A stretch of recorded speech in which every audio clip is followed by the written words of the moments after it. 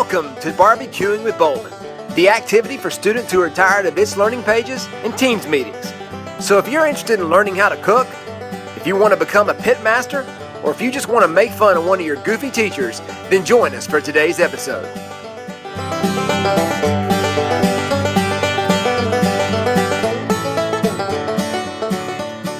On today's episode of Barbecuing with Bolen, we're going to cook boneless, skinless chicken breasts. I think they're one of the fundamental dinners for a busy week. They're cheap, they're healthy, and everybody in the family loves them. So let's look at how to cook boneless, skinless chicken breasts on today's Barbecuing with Bolen. So our boneless, skinless chicken breasts are thawed and they are seasoned up and ready to go on the grill. Today's I've used a little Dale seasoning and a little spice mix that I made at home. One thing I love about cooking chicken is that it's fun to mix spices and try different mixes.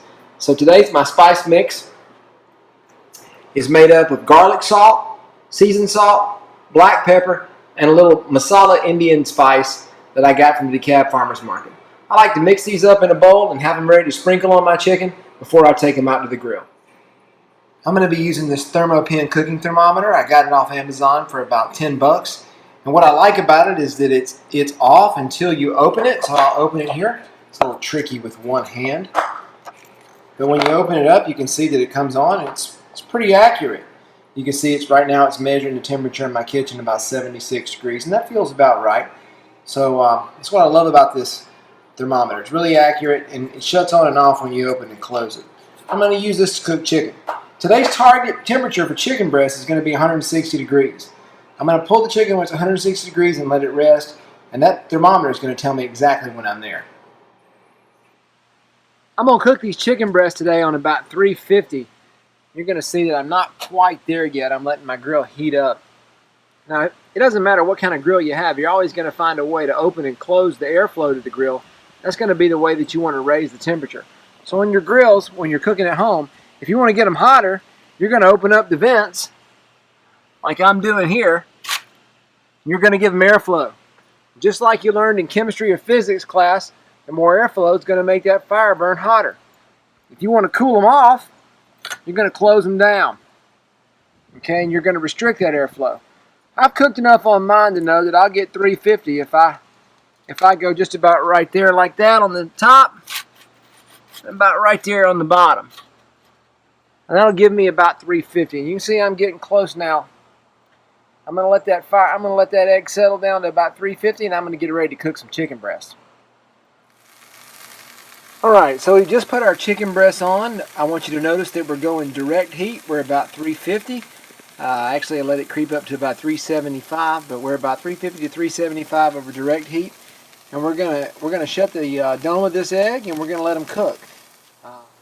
Alright, so my chicken breasts have been on about 5 minutes. I come out here to check them, and I see I got a little bit of a white around the edges here. That's one way you know that the chicken are getting done. You see that white color starting to develop. I think they're ready to flip.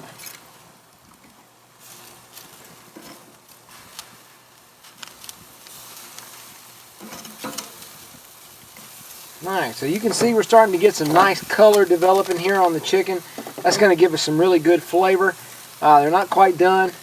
I can push on them and feel that they're still real tender, kind of raw in the middle. Definitely not done cooking, but I'm going to shut the grill and give it about 5 more minutes and come back and check.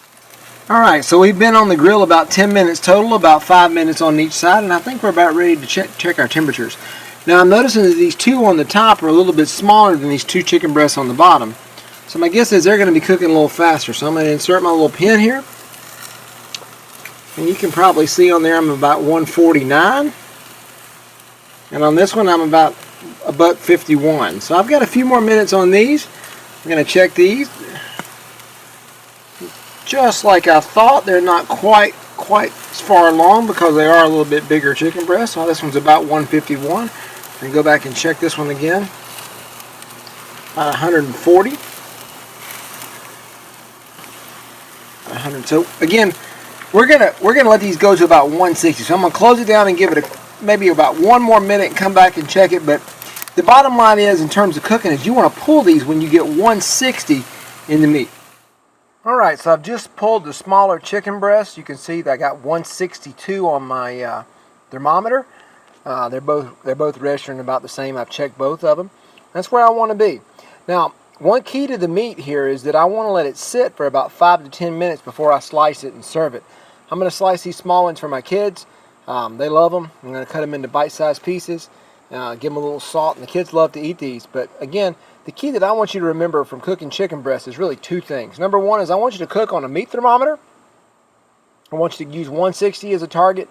And the second key is that I want you to let the meat rest before you serve it. Really key to give it about 5 to 10 minutes to let those juices kind of redistribute. It'll make it wonderful when you serve those people that you love. Alright, so I've sliced up my chicken breasts. You can see the nice white color here. That indicates that they're done. I can tell you right now that you can see some of the juice starting to leak out into the pan. They're nice and juicy.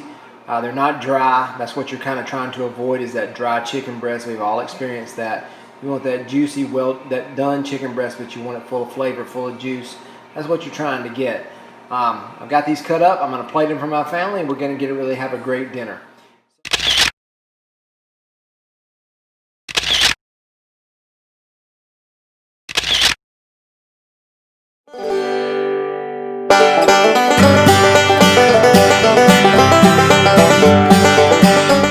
Thanks for joining us for this episode of Barbecuing with Bolen. If you enjoyed this episode, make sure to hit that like and that subscribe button down below. But most importantly, make sure you take time to get into the kitchen and cook for those people you love. We'll see you next time on Barbecuing with Bolen.